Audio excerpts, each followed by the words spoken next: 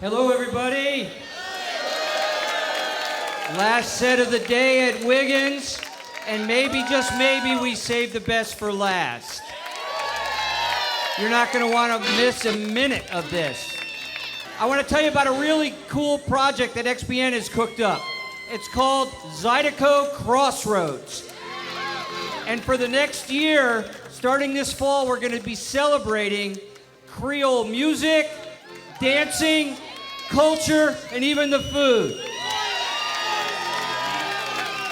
This amazing music hails from Lafayette, Louisiana, and the region around there, including Texas, and we are going to bring it to you in a concert series. It's multi-generational.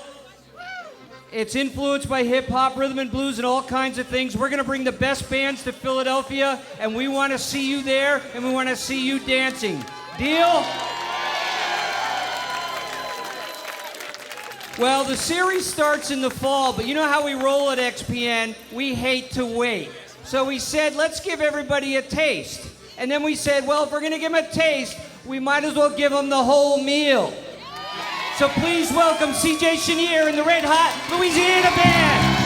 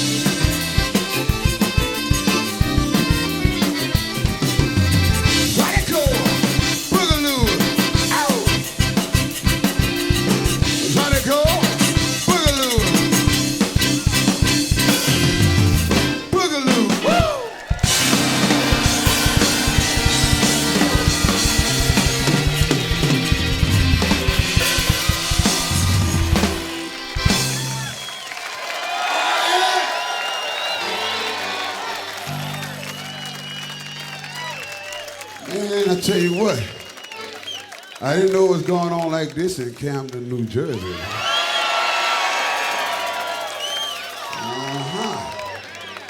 Learn something all the time. CJ leads the Red Hot Louisiana Band, and he's done so since 1987, taking the band over from his father, the late Clifton Chenier. And we're talking about Crossroads in Zydeco music. I'd love to talk about your personal Crossroads, because you didn't start out playing Zydeco. You played saxophone, and you played in very different bands, didn't you? Yeah, actually I played saxophone, keyboards, and flute in a funk band, you know, the old back in the day garage bands. And so you were listening to P-Funk, and you were listening to jazz? Fusion and things, so that was really the first music I was really able to just sit down and actually just listen to without playing it, just listen and relax with it. What did you think of Zydeco when you first heard it? I didn't know what to think. You know what it did. It made me bob my head and pat my feet, but I really didn't understand because you know back then my daddy was talking a lot of French, so and I was like straight out the garage band, so I really couldn't comprehend where the words were coming from, but the music always made me happy. And when you started playing in your dad's band, obviously his is the blueprint for what Zydeco is. Did you bring anything to it in the beginning, or did that happen later? Well, in the beginning, I was so green, man. I knew nothing. I knew nothing about Zydeco. I knew none of the songs. I was a couple years out of high school, you know, didn't really know too much about blues or anything. So I went there just trying to learn, just trying to fit in, mostly. What was it like taking over when your dad passed? Well, it was kind of like a natural transition, you know. I started opening the shows for my dad because he got sick a while, and he couldn't play the whole night, so I kind of started opening up, and pretty much I was on the stage student. I learned by performing. As you've gone along, how has the Red Hot Louisiana Band now, how different is it from when you know, that was a few decades ago? I'm sure there have been some changes. Well, everybody like to put a little bit of their own influences in whatever they're doing, you know. I add a little something here and a little something there, but for the most part, I learned from the man. So what I learned from him, I figured I would just keep that going because I really don't want people to forget what the true meaning of Zydeco is, you know. I mean, when my daddy played la music, which it was called before it was called Zydeco, he played Zydeco, he played blues, he played boogie, he played waltzes, he played ballads. And that's what I learned from him. And to me, continuing that, I'm supposed to do those things. And it feels good to play a mix like that to me, you know. It's kind of an art to put together a set with all those in it too, right? Yeah, well, you know, it's like a flowing thing. You get on the stage and things just start flowing, man. And especially when you got a good audience, you know, they flow with you, and it just becomes an instant groove.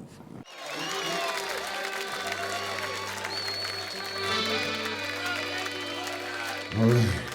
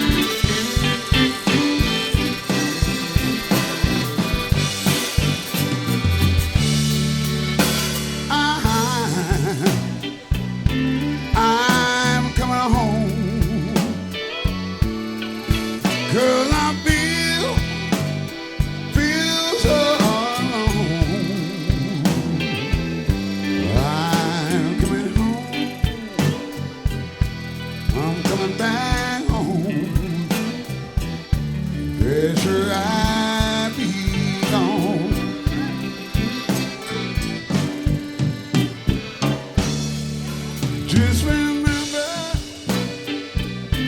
before I get home, I'm gonna start over again. I'm coming home to meet my dear mother. There's one woman who loves me. Come on, Cooper.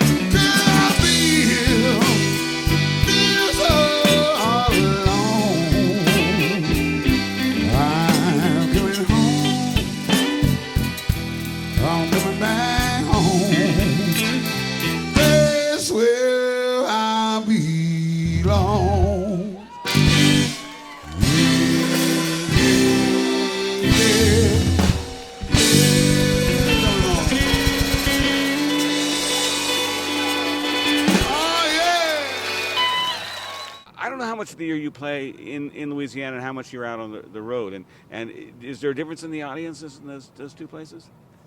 Well, you know, I don't play in Louisiana that often, you know, but Louisiana and I see like around Houston, Texas, and all those parts down there, they are die-hard Zydeco audiences down there, and they'll dance all night long. They'll two-step all night long. When I started playing Zydeco music with my daddy, my first tour with him was up the West Coast. You know, we did Austin, Texas, then in L.A. and Frisco, and up on Oregon and in Washington and up into Canada. And the thing that really attracted me to Zydeco then was the audience. Is how much fun they had, man. You might see shoes flying off. You might see people on roller skates. You might see anything, sliding, skipping, and hopping. And somebody went down south and learned how to two-step and decided to make a Zydeco dance video. Now, in my own personal opinion, that took away some of the fun for me. Because now, nothing's wrong with the two-step. Don't get me wrong, it's a beautiful dance. But I liked a whole lot better seeing the freestyling that I saw when I first started playing with my daddy, with everybody just doing everything, you know, and nobody refined themselves to just, you know, just a two-step. To me, that audience was a whole lot of fun. The dancing audience is also a whole lot of fun because you see a lot of variations of the two-step going on because people have advanced it to added this and added that, and it's changed a lot from when I first started. Yeah, when your father played, it was a big old party. That's right, and sometimes when we play in places that's not familiar with Zydeco, I get those parties again.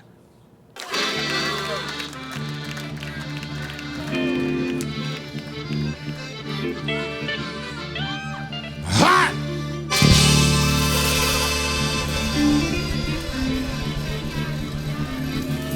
Hot!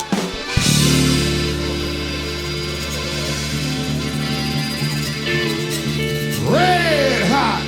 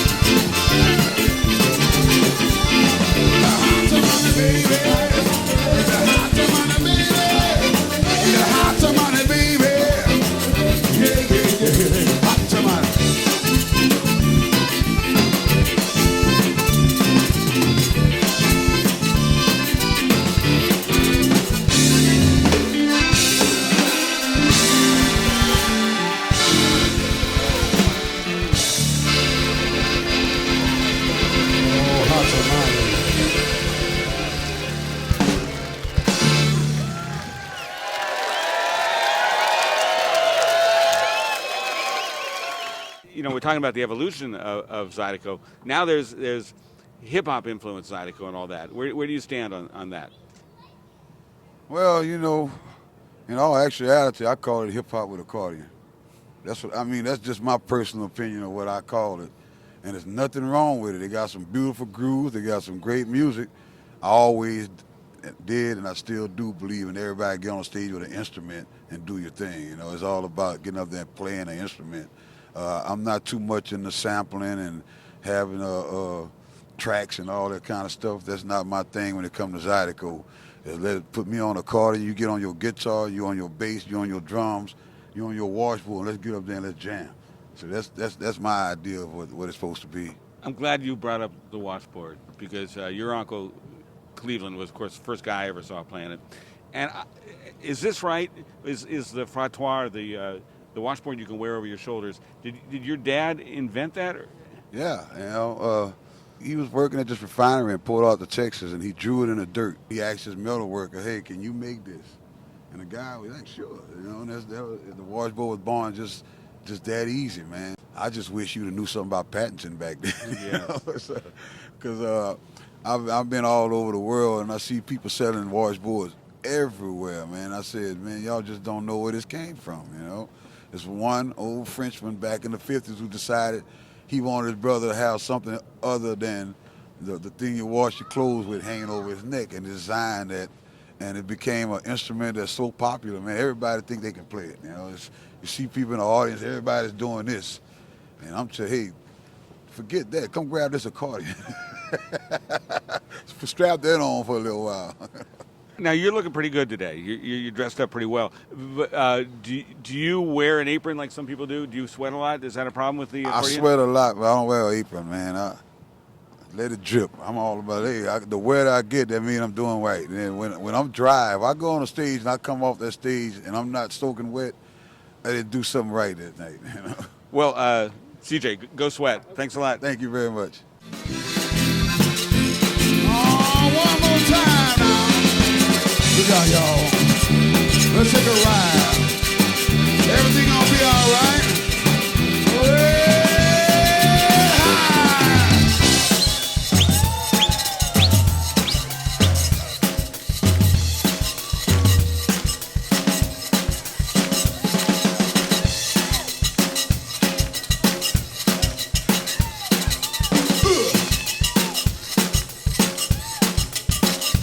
Feel all right?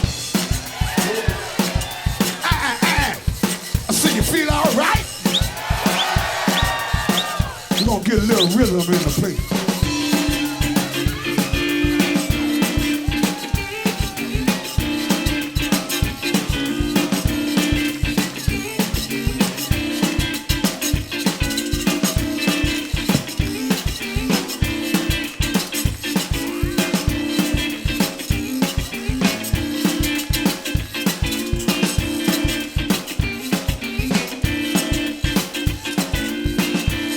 Little bass in the place.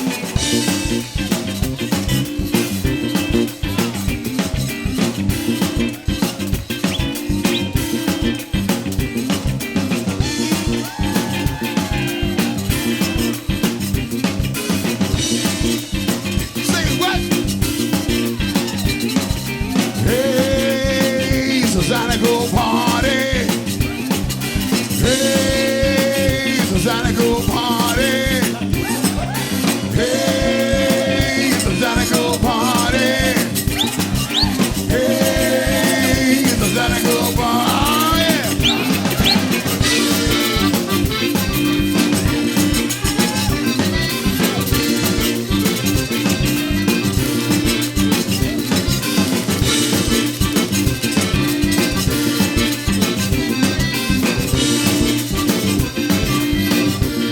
Oh, yeah. Hey, it's a Zydeco party. Hey, it's a Zydeco party. Hey, it's a Zydeco party. Hey, it's a Zydeco party. Oh, yeah.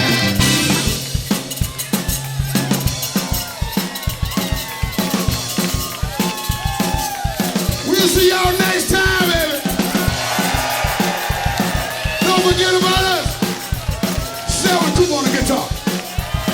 Sarah Cougar on the guitar. Young Buck on the work floor. Young Buck on the washboard. Queen on the bass. Queen on the bass. Stoney, stomping out the Zydeco funk. Stoney, stomping out the Zydeco funk. We'll see y'all next time, baby.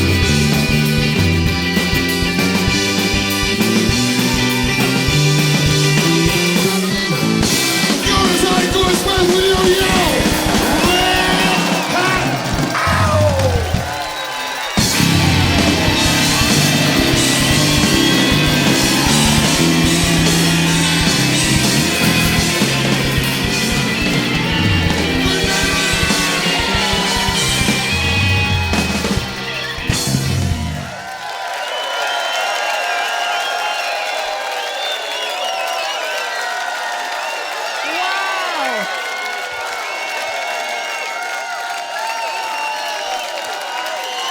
Chenier and the Red Hot Zydeco Band. Unbelievable!